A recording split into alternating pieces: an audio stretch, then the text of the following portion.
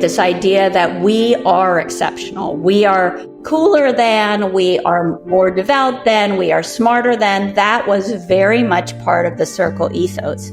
But what I'm going to say, that's a little bit controversial, because I think the root of the problem of exceptionalism in evangelicalism has to do with this notion of absolute salvation.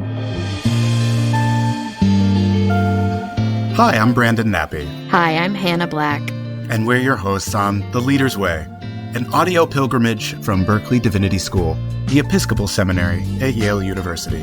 On this journey, we reflect on what matters most in life as we talk about all things spirituality, innovation, leadership, and transformation.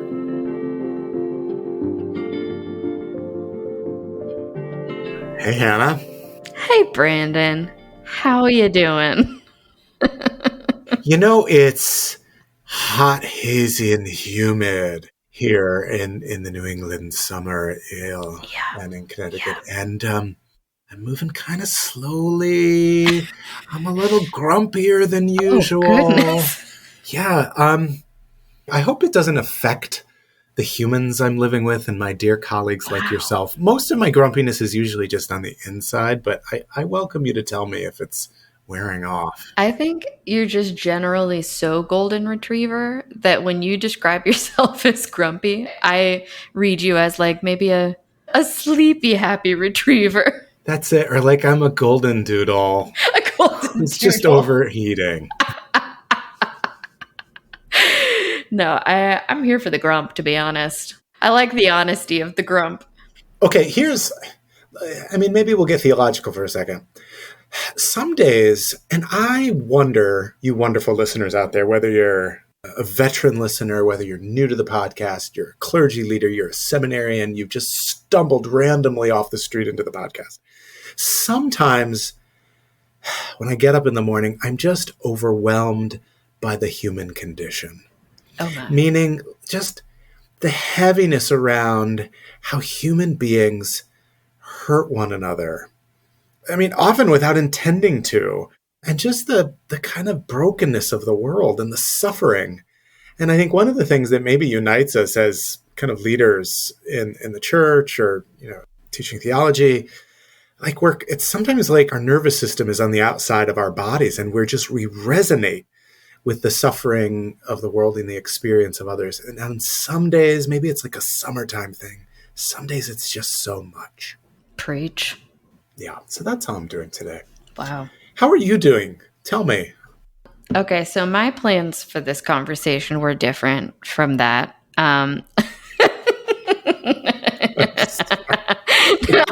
Like I said, I love it. I also have a feeling that this kind of honest, hard look at the human condition is where we're headed for the rest of this episode. So I'm gonna bring us up for air just quickly. And I was reminded, Brandon, of one of my favorite jokes that you and I had from the Leader's Way weekend residence, because I was rewatching the best Disney docuseries of all time. And I don't think you've seen this. This is a real live recommendation from Hannah Black. My mood is already lifted. Tell me. You have to go on Disney Plus and you have to search the Imagineering story. Okay. Now, it's like several episodes long. It's very interesting because it talks about like the way that technological innovations were like harnessed by the Disney Imagineers to create these new and wonderful things. Okay. So I'm watching the episode all about Epcot, and they start talking about, that big Epcot ball, which we remembered together through Google, is a ride called Spaceship Earth. And our trip to the Beinecke forever lives in my memory now as Spaceship Beinecke, because it was a journey through time, space, and communication. Okay, first of all, I learned watching this docuseries that Ray Bradbury was hired to write that ride. Oh. I don't think it was originally narrated by Dame Judi Dench, but now it's narrated by Judi Dench. So you get in your little car in the big Epcot ball, which looks a lot like the Beinecke Rare Book and Manuscript Library, except that it's a circle instead of a square. Oh, it does. You can't unsee it. Okay, and then this is what Dame Judy whispers in your ear. Are you ready? Hopefully this isn't copyright infringement. Like a grand and miraculous spaceship, our planet has sailed through the universe of time, and for a brief moment, we have been among its passengers. Already amazing, right? But where are we going, and what kind of future will we discover there? Surprisingly, and this is where we get Spaceship Beinecke, the answers lie in our past. Since the dawn of recorded history, we've been inventing the future one step at a time. So let's travel back in time together. I'll show you how our ancestors created the world we know today, and then it will be your turn, Leaders Way fellows, to create the world of tomorrow. Whoa. I know. So we need a ride here at Yale, except we have one. And it's called Spaceship Beinecke. It's true. Maybe if you rode the elevator enough times, it would feel similar. So for the folks not tracking this, right, the Beinecke rare book and manuscript library is a treasure trove of humanities manuscripts and books. And we took our Leaders Way fellows into the annals. Into the depths of this beautiful alabaster building that does look a lot like Spaceship Earth. It does. It's really thin marble, so when you go inside, you can see the sunlight coming through the marble. But it's all squares, whereas Spaceship Earth is like a circle of triangles. A geodesic dome, if you will. I will. And because when else do you get to say geodesic dome? Designed by Buckminster Fuller, if I'm not mistaken. So I don't know, as you've been like having your summertime grump, I've been in air conditioning watching this Disney docuseries. Oh my gosh, Hannah bringing the happiness. Well, of course, I was thrilled because, I had 20 of Thomas Merton's letters in front of me, and just the joy of watching our fellows dig through history and access Merton's letters. They were like little kids, and I was like a little kid watching them be like little kids. Did you have a favorite document, Hannah? One of my favorites, for sure, was what I was referring to as Jonathan Edwards' theological scrapbook, which is not the technical term for this document, to be clear. But it's like imagine like a big tome that began with empty pages. And then you can tell that what Jonathan Edwards did was he ripped out one page at a time of his teeny Bible, stuffed it in there, and then like almost wrote his own commentary on each page of the Bible. And then he'd flip it, rip out a page of the Bible, stick it in, and write his commentary.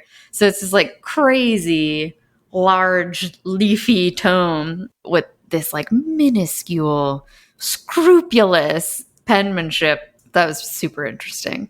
Yeah. So whatever y'all are imagining, listeners out there, when you think minuscule, shrink it by another 1,000 times. And that's what Jonathan Edwards was writing and reading from. It's incomprehensible. Oh my gosh. How a person could have read. I hope they have Jonathan Edwards' eyeballs over at the medical school. Oh, wow. Because they must. You never know. Really. Those were some skilled eyeballs. And his sermon notes were tiny like that too. Teeny tiny.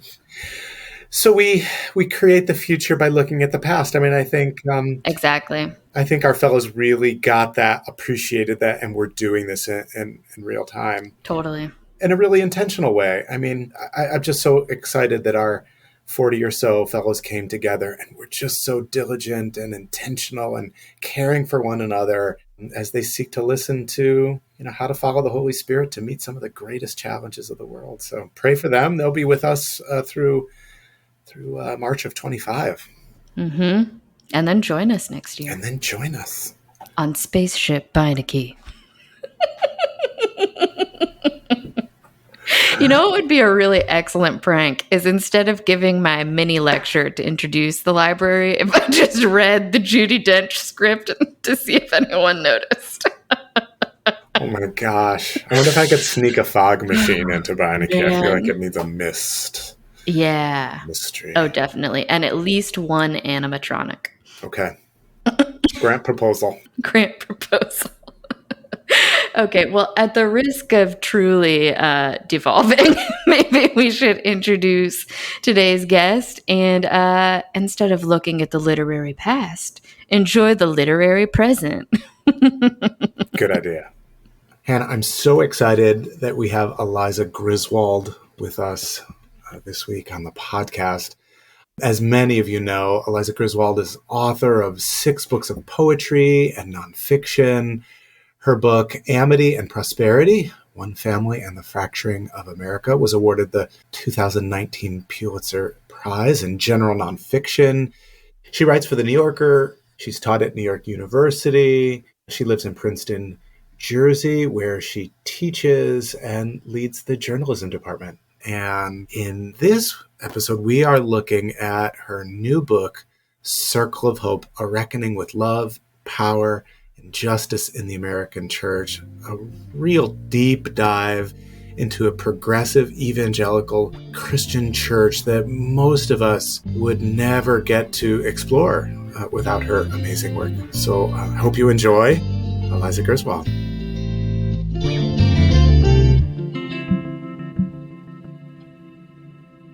Eliza Griswold, we're so thankful that you've joined us on the podcast. I am excited to be here. Thank you guys for having me. This book is about Circle of Hope Church is so tender and so vulnerable. I mean, there's certainly joy and beauty, and in some ways it's like watching a train wreck in slow motion, one that, you can't do anything to fix or to help or support in any way. So, thank you for this work. And I'm wondering what drew you to Circle? How did you find them? And what made you think, there's an important story here to tell? Yeah, well, that is all certainly the case.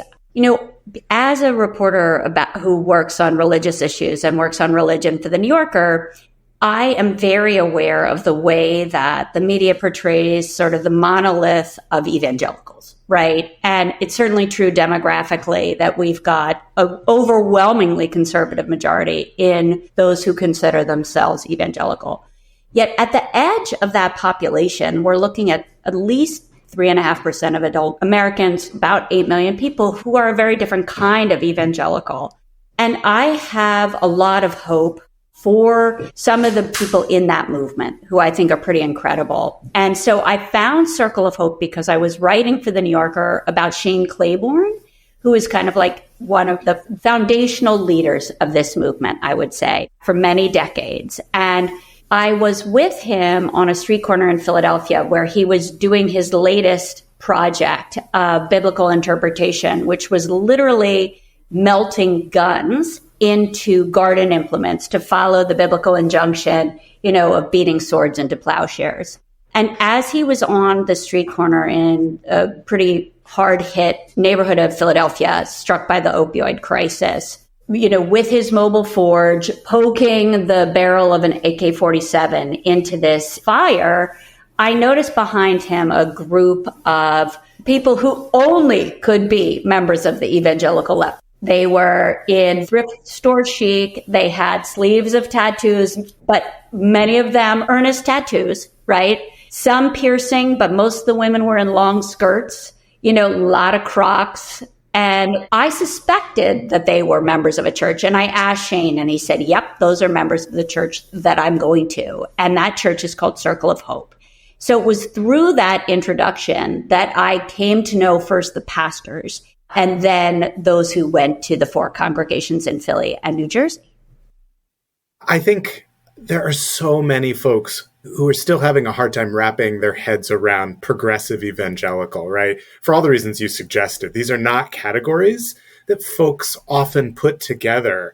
And so, just for our listeners who may think they know what an evangelical is and may think they know what a progressive is, can you share, what does it mean in the Venn diagram for these two categories to overlap in a totally authentic, sincere way, right?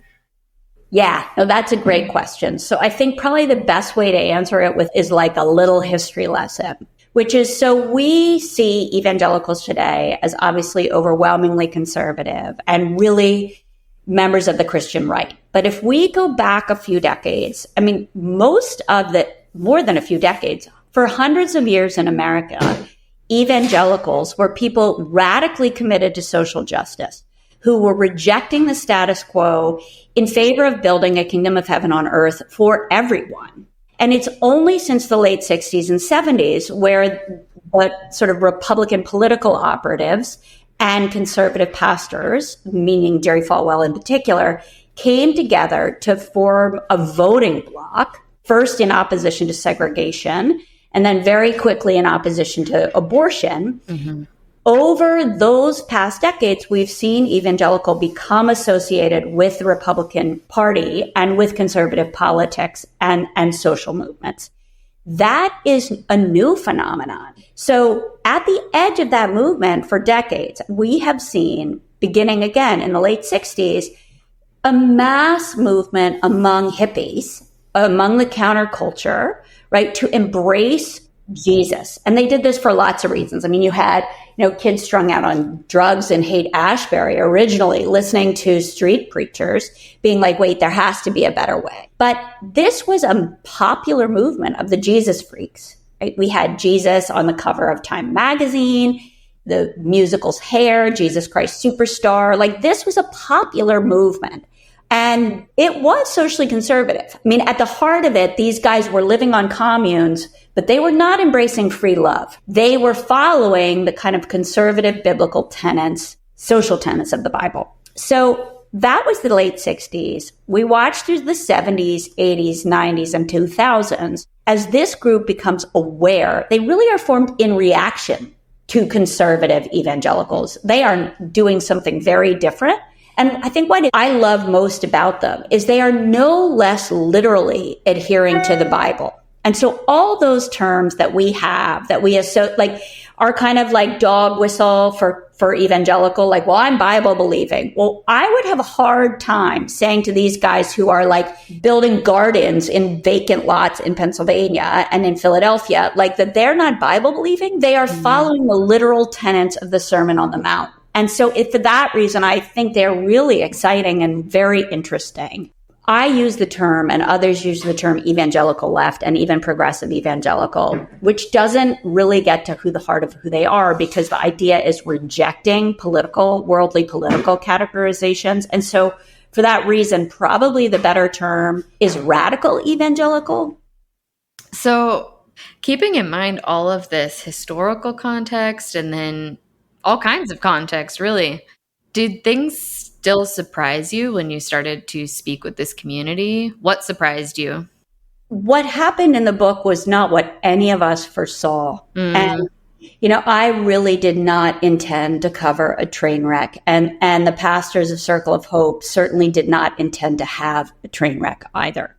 And when we set out together, and I first approached them and sat down with them at one of their Monday morning pastors meetings, I said that I really wanted to follow in a immersion journalism, so follow them very close up for the next few years, the four of them, and as many of really members of the church who wanted to be involved. We envisioned a positive story, right? We envisioned a hopeful story of what it meant for this alternative group to be following Jesus in radical ways. And then, of course, the pandemic struck, and then, of course, George Floyd. And so many of my friends who don't care about church at all have read this and just felt like they have been a part of this train wreck in so many communities and organizations. Yeah. Right? So in that, these guys are certainly not alone in losing their beloved community, but that didn't make it any less painful. And for me, the huge amount of integrity of each of the pastors to allow me to follow them despite behavior they hated, their fights, their flaws exposed, was really humbling. And really, I do feel very, very tenderly toward them and hope that I've honored them in that process. I wonder if you can take us into their model for church growth. I mean, the founders of Circle described what I think they called a friends model of church planting, and the cell was very important, these small groups of folks. And so I have a sense that Circle was, on the one hand, a very large community and movement, but then also had smaller subdivisions, which also played a really important role. And this is just fascinating, to me, and I'm sure to Hannah too. We sort of live around the church, within the church, and we're fascinated by how churches grow and evolve and change. So what was this friends model of church planting at Circle? Yeah, I mean, this is where Circle is very much in the mainstream evangelical movement. The bottom line has been about growth, growing the church. That can be very problematic because although, that's following exactly Jesus's injunction, right, to fulfill the Great Commission and, spread the word around the world to all people, the truth is also that it dovetails with capitalism. And so you have this idea of selling church. Yeah. Mm-hmm. And the church growth movement itself is incredibly problematic because it comes out of actually missionary work in India, in the global South, but in India in particular, where Western missionaries found they were most successful working within a caste model because they found that people like to go to church with people like them. So this idea of church growth, like you target a community, you get people, like-minded people, socioeconomically, racially, to go to church together, was problematic from the start. It was used to reinforce, the racism inherent in American churches.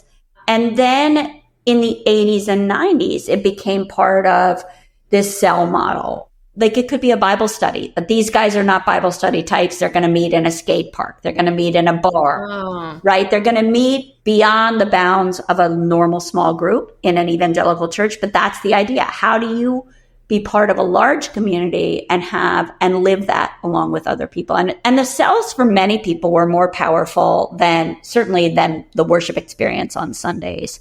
Like, Rick Warren uses a cell model, lots and lots of. That's the church I grew up in. Yeah, and he's a wonderful and pretty complicated guy, evolving, I would say. I just have been talking to him a great deal on the issue of women, as pastors, and he's really shifted on that. And I sort of wonder, oh my goodness, I don't think he would be pleased to be associated with progressive evangelicalism. He would reject that for sure. And yet I think some of this wrestle for the moral heart of evangelicalism is very much where he is. Mm-hmm. And so I think in that way he would respond to this community.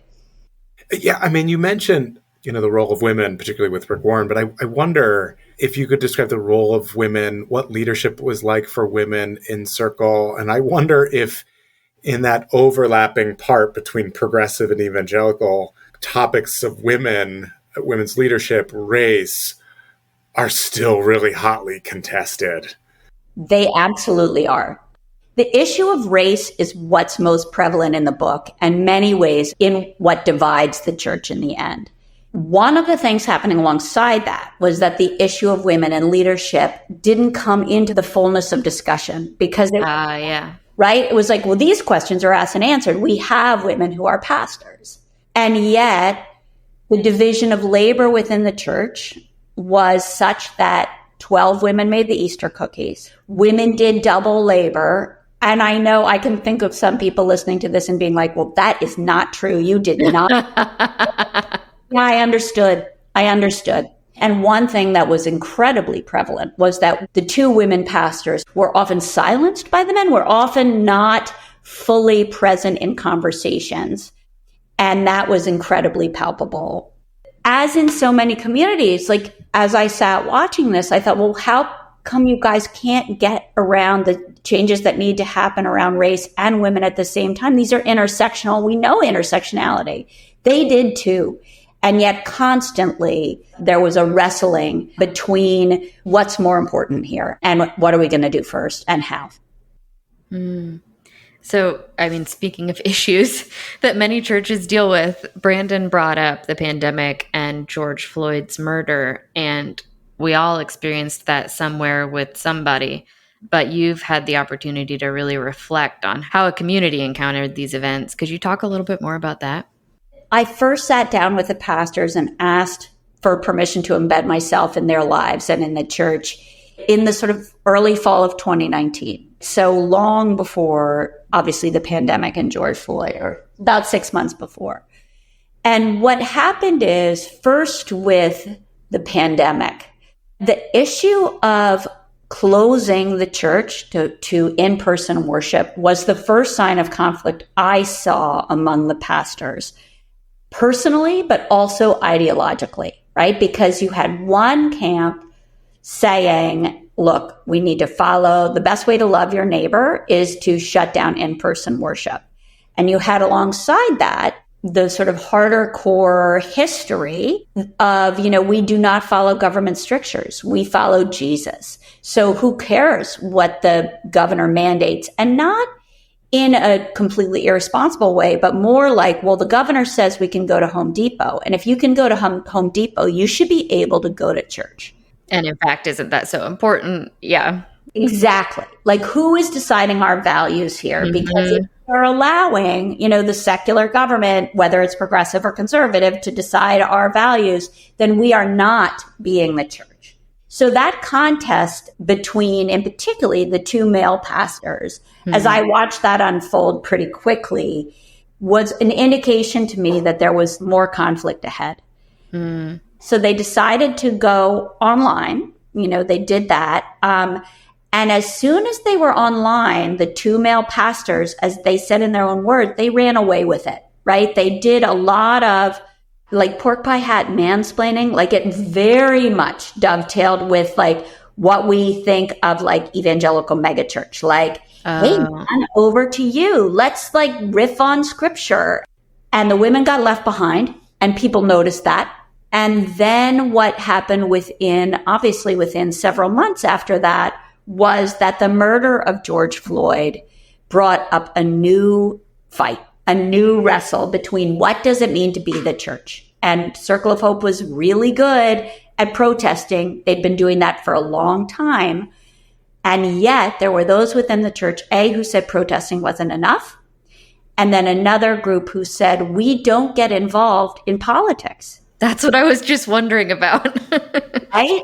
So that same contest came up again. Like, of course, like we abhor the police union. We abhor the murder of George Floyd. We are anti-racist in our DNA, but we aren't making a political stand. We don't do mandates. We don't do worldly politics. And so then again, you had that wrestle over what are we called to be? Who are we called to be as Christians? And how do we live that out? Yeah, I'm thinking in so many ways, the story of Circle is a kind of story of exceptionalism. And, this is one of the great stories of America, right? Where we're not like the others. We're special and different in some way. Mm-hmm. And the moment when that is built into the DNA is the moment the collapse begins, it seems to me. But what sort of lessons about exceptionalism did you learn? And how, if at all, is this tied into bigger questions of American exceptionalism? Okay, so that is 1,000%, in my experience of reporting on them, accurate, right? This idea that we are exceptional, we are cooler than, we are more devout than, we are smarter than, that was very much part of the Circle ethos. But what I'm going to say, that's a little bit controversial, because I think the root of the problem of exceptionalism in evangelicalism has to do with this notion of absolute salvation.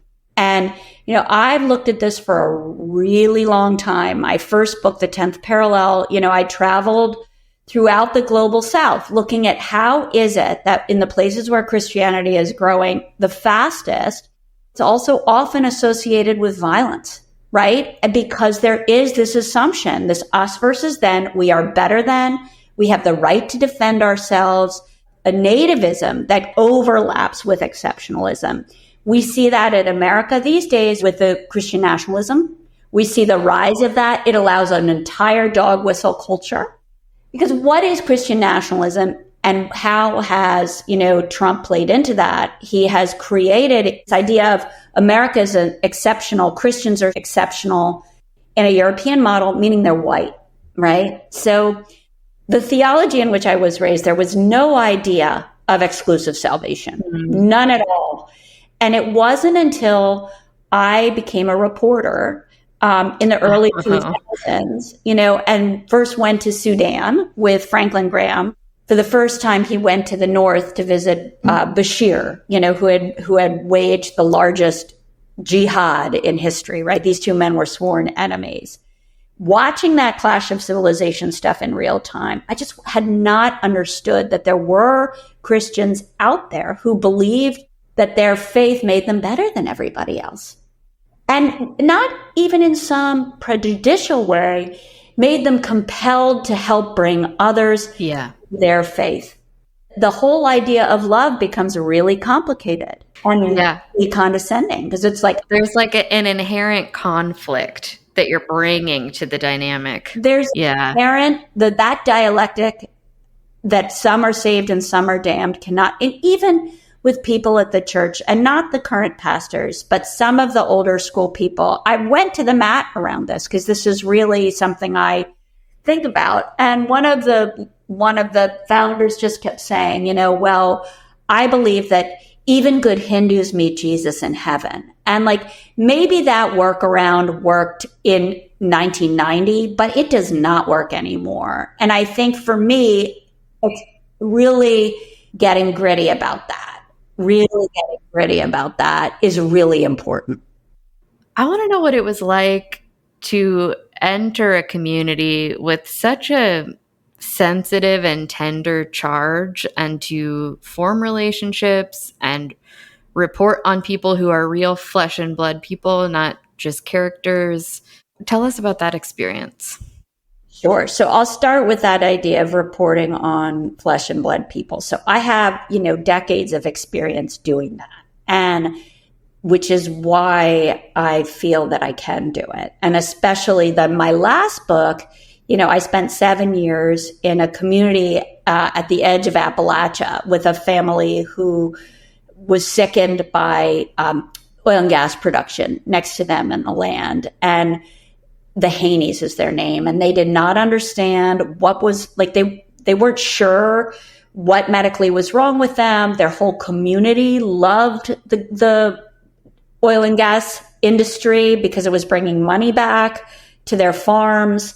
They themselves had gotten involved and signed a lease to save their barn. And so I'm used to entering contested communities. I'm used to following people who don't have all the answers to the conditions from which they're suffering and going through. I often describe immersion journalism as like somebody's driving the car of their life, right? And they stop at a stop sign, and I go up to the window and knock on, and I'm like, hey, can I get in the car of your life? And they're like, sure. I'm going to Boston. I'll be there in 3 hours. Ready? I'm like, yeah. And I get in. And 4 years later, it's more accurate to say it, we're in Mexico, and they 3 flat tires and are like, what happened to my life? Did you do that?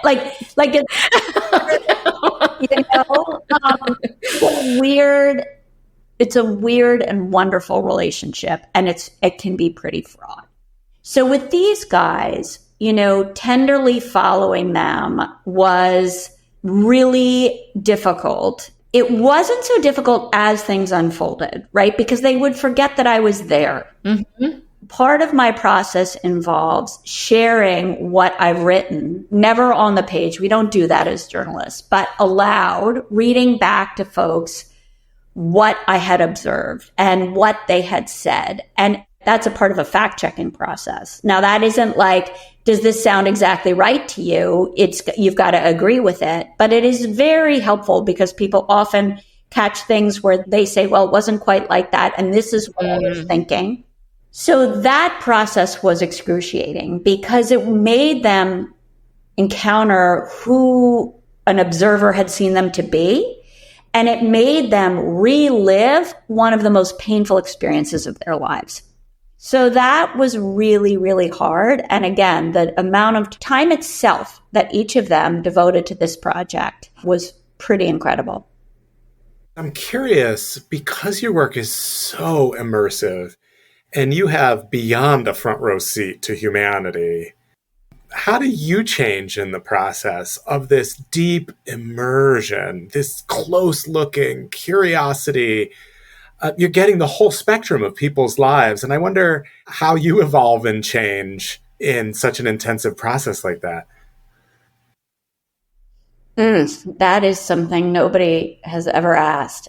So I'll answer it as I kind of think about it, which is, I say in the book that watching the pastors kind of fight with one another, wrestle with one another, was an experience of harrowing, right? And that word obviously has two meanings, both harrowing because it's difficult, but in terms of farming, like, raking the earth to break up the clods in it, right? And that's painful, but it helps one see oneself. And there's like a little parable I love about princess who has to marry a dragon, and her, the wise woman, her grandmother says the night before her wedding, like, you got to wear 100 dresses. And then every night you're supposed to sleep with this guy, take off a dress and tell him he has to take off a layer of scales, right?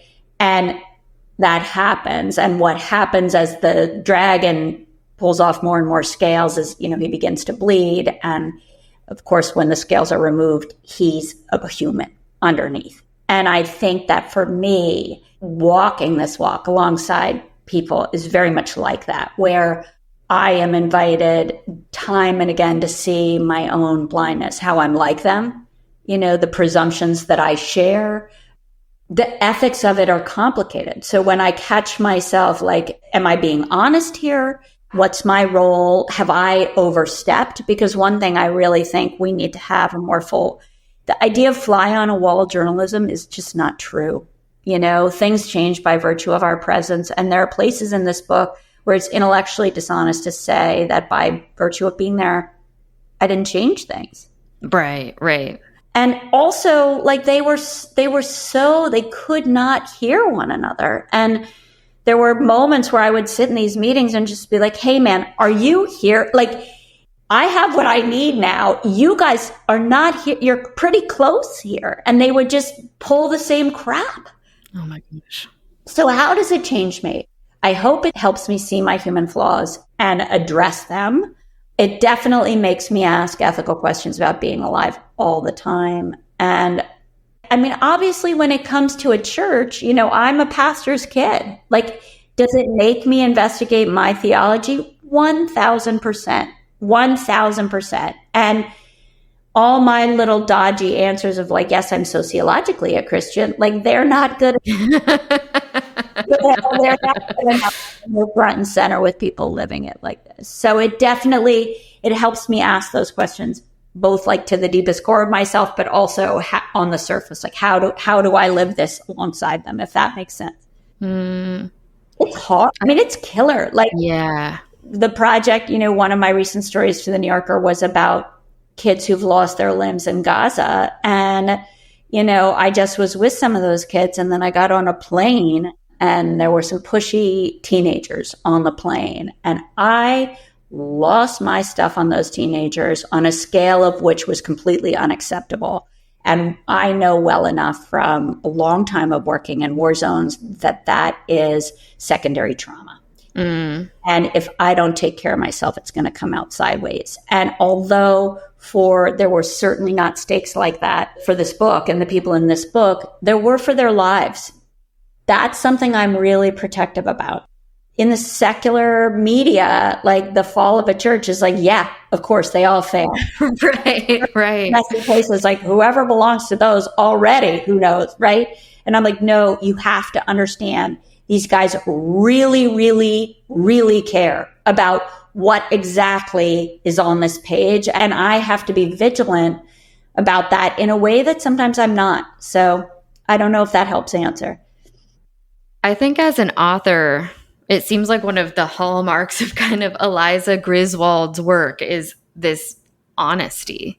And Brandon and I were chatting earlier about how, Brandon, you wake up and feel the weight of humanity sometimes. And I think actually Brandon and I see that at work all the time, working with leaders who have high hopes and creative ideas, and then just like things get twisty or wonky or clumsy and bad things happen, and that's not what we wanted. So like part one of my question is, how do you stay afloat when you're taking such an honest look at the world? And kind of relatedly, because of the nature of this project, I'm wondering if you'd be willing to share a little bit about your relationship with the church. Sure. So how do I stay afloat? Like, this gets I'll answer it honestly because that's what I've got to do. But this is my calling, right? Like this is a vocation. And I aspire to being like a kind of translator, like transmitting, like, what does it mean to have seen this and putting it on a page, right? And a channel, right? Not a channel like that. Like I have a pretty big spotlight. You know, I've been doing this for a long time. I have all those stars and blah, blah, blah. So what is my pen, right? Like what is my responsibility and who needs that spotlight? Right? That I think about that before I tell a story every single time. We have some talking in journalism about like stay close to power, write about the president and the blah. I have zero interest in that. I cannot do it. It has not served me very well, but I don't do it. Right? I don't care. Like if you put me in a press junket to follow a candidate, I'm gonna be like in the smoothie store interviewing those every major speech. Like, yeah, it's just how I am. I don't like the phrase like of the margins because I think it's got a lot of like sanctimoniousness in it. But that is, I'm interested in the edges of places. So that's the staying afloat, is that it's a vocation and we do our vocations whether they keep us afloat or not, right? And then what was the second part of that? There was another part. Oh, well, like what your relationship with the church is like. Okay, so my relationship with the church, like what it was like, what happened, and what it's like now. Okay, so what it was like in the beginning is those dudes were skeptical, right? Not so much the pastors, but there was a lot of like, let's bring the real know-it-all theology students. Like basically, I've never met one. I don't know what you're talking about. Characteristic in any way. So there were a lot of people who were like, oh, we're like post everything and who the hell are you? And like, you know, one said to me, and it was pretty apt, I'm afraid, there was a story that ran in the New York Times Magazine like maybe 2 years ago called Bad Art Friend. Do you guys remember that? It was like, it was one of these kind of cultural clash. And that person was like, I'm afraid you're writing Bad Art Friend. And I hadn't thought of it, but I was like, that's kind of a good model. So I do not deal well with sanctimoniousness at all, be it progressive, be it conservative. I sniff that stuff out. And maybe it's like intergenerational trauma of pastor kid, whatever. I don't believe it, right? That's more of that sort of problem with exceptionalism. But, you know, my relationships with the pastors and those who chose to be involved over time were pretty humbling. And, you know, I think in particular, like if I talk about Ben a little bit, you know, when it became clear that Ben, the founder's son, who was one of the current pastors. So the structure of the book, I never say this, but instead of Matthew, Mark, Luke, and John, it's Johnny, Rachel, Julie, and Ben. Okay, right? It's the same story told from 4 perspectives. And they are the current pastors. And then Ben's parents, the White family, is still associated with the church very much so. And that's kind of the heart of the conflict, is what is the nature of their association.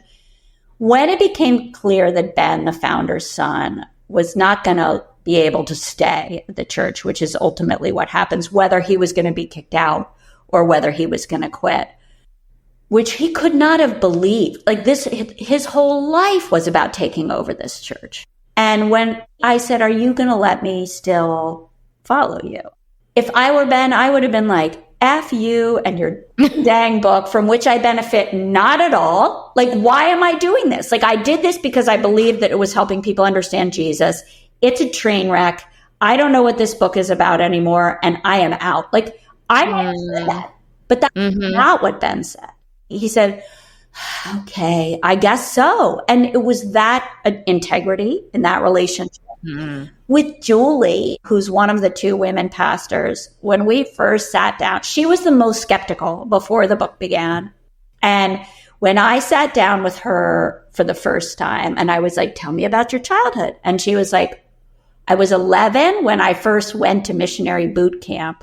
And I was like, oh my God. And she was like, this is why I did not want to talk to you. She understood, like her family had faced a really difficult, they'd gone to federal prison over basically what we call now tax protesting, kind of proto-QAnon. They'd been duped by a snake oil salesman telling them that basically God didn't want them to pay taxes. They'd been subjects of a scam, and they believed still that that was divinely ordained, and they'd had to go to prison. And so as these stories emerged, and Julie shared them with such honesty, and I went to meet her family, which had made her really nervous, our relationship really deepened because she was, I don't want to put words into her mouth, but I think she began from a position of like, reporters are scary people who distort, because that's what she'd been raised with. Yep. Right. And after I saw her parents, she was like, they love you. And not in some phony, like I gave them a snow job, right? Like I was incredibly careful with telling her dad's story, So I think for me, really like deepening that relationship was pretty amazing. Rachel, I want to be careful about talking publicly about Rachel because being public has been complicated for Rachel. And the exposure of this book is something she's quite reluctant about. And this is the very beginning. So it's unclear what that will bring. I have said to her that I know that she is beloved on the page, that the things she fears appear to be are not accurate, like those, but there's nothing, and that can be patronizing. So we'll just let that one go. And Johnny, oh my goodness, Johnny Rashid. Johnny Rashid is like a one-man band of entertaining everything. So Johnny was the most excited about a book that, he was going to be in this book. He wrote his own book in the course of it. Like he was all over it. It's also complicated because in many ways he was one of the leaders of the demise of the church, and he left for another church where he's currently a pastor. And I think he has concerns about how people might perceive him as a result of this book. So that kind of gives you, but I'm in touch with all of them to varying degrees, and I will continue to be there that way. And my job is to be there for their happiness, their anger, their surprise, to abandon that in some way. And the Whites themselves, it's hardest for them, the founders of the church, because they lost their church. They aren't in the book as much as they hoped. Even the structure itself that follows the four current pastors, it hadn't occurred to me that they would think they should have their own chapters too, which kind of speaks to what the issues may be. But I have the utmost respect for them, and I hope that their experience of this book publication will bring them friends and people who understand them in ways they can't anticipate yet, because they feel very maligned by maybe not so much the book, but very much by the church. So you end the book, Circle of Hope, by telling the story of your dad's illness and death, which was marked by immense pain and even terror. Your dad, as some folks will know, is Frank Griswold, who was the presiding bishop in the Episcopal Church from 98 to 2006. And you say, as you write about your dad so beautifully, it's just so moving, to love is to grieve. And I'm wondering why you decided to end the story about this particular church with a story about your dad. So on one level, it's simply we have a mandate or like a lesson at the New Yorker, which is follow the clock, chronology. Chronology is always your friend. And it happened that my dad got sick and died like during Lent. My plan had been to end this book on Easter in 2023, which was basically the last time the pastors were going to work as a church. Like as soon as that had become clear that that was the end of Circle of Hope, I was like, okay, that's the end of the book. And it just happened that, my dad got sick at the same time. And anyone within the sort of Episcopal Church will know that the Episcopal Church has been in a long, slow, I'm sorry to say this, but like dying for a long time. Like if you're looking at numbers, right? So the phenomenon of Circle of Hope is a larger Protestant reality. I mean, 40 million Americans have left church over the past several decades. 40 million Americans no longer go to church, the majority of them being mainline Protestants. So my dad sort of marked the end of an era in the Episcopal Church of like, he's probably the last white man who's going to have gone to Harvard and Oxford to lead the Episcopal Church, right? Like that era of whatever that is, elite liberal nonsense is over. And he epitomized that. And a lot of my work as a human and as a journalist is looking at that political reality in America. What does it mean for that sort of patrician liberalism to die? Who grows up in its stead? What were its values? And so for that reason, it seemed exactly the right way to end it. It also seemed one of the pastors had felt like, how can you have done this with us? And yet you are so withheld on the page. And that is the method that I use. And I have had a lot of old school, pride about the fact that I don't use the vertical pronoun unless I need to. There's no I. This is not I. It's not about me. And yet I understood what she meant, that I needed to come forward. And I thought that this reality of losing my dad at that time was exactly needed to be there. And I missed a lot at the end of the church, right? Like I missed a lot of reporting because I was dealing with my dad. Wow. It's such an interesting way of circling back to the idea of exceptionalism, though, because I personally don't know a ton. I don't have lived experience with Circle of Hope, but certainly growing up at Saddleback, there was a sense of exceptionalism. And now being a part of the Episcopal Church, there's just a different flavor brand of exceptionalism. But I love that you're drawing our attention to the fact that this is more than just a specific denomination or church culture's problem, if you will. We're all actually in a certain boat together. We may, in fact, do well to recognize it. I mean, churches are places for wounded people. Like people come to church, on the wings of victory. They come to, community. And of course, that's who's in a church. So that is what is to be expected. And having had a front row as a pastor's kid to all the craziness that is expected. I mean, a couple of my friends who are, ordained, who've read this book are like, this needs to be taught in seminary because this is about pastoral care and the crisis that our pastors are in, right? Like talk about people leaving the church. Pastors are leaving the church in droves. And are they supported? Because they don't make enough money to make this their only job. They're under so much fire. They're asked to take care of so much. And I hope that if this book does anything, it tells that story effectively. This also reminds me so much of, there was a Yale Center for Public Policy and Public Theology conference where one of the panels was about Christianity in the media. And it was people like Joy Ann Reid and Sarah McCammon talking about what it's like to be a person with church experience in the media and how often they end up being the only person in the room with like lived experience of the church or people who have met the evangelicals who are sort of like boogeymen in media stories.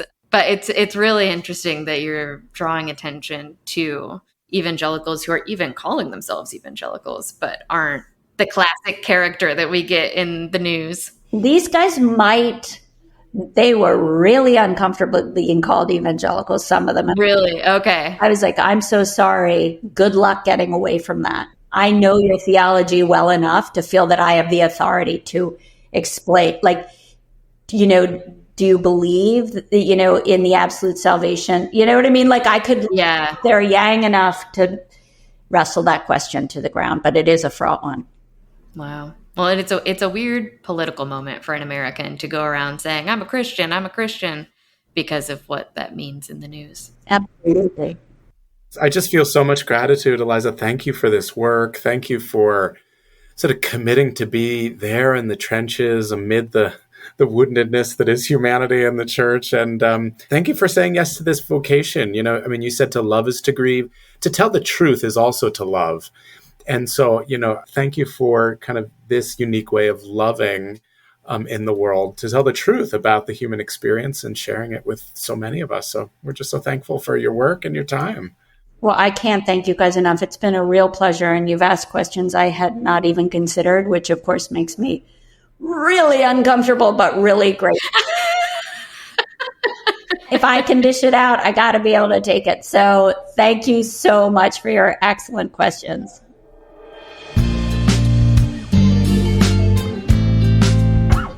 Thank you for listening to The Leader's Way. We hope you were encouraged and inspired. To learn more about this episode, visit our website at berkeleydivinity.yale.edu/podcast. Rate and review us and follow the podcast to make sure you never miss an episode. Follow Berkeley at Yale on Instagram for quotes from the podcast and more. Until next time. The Lord be with you.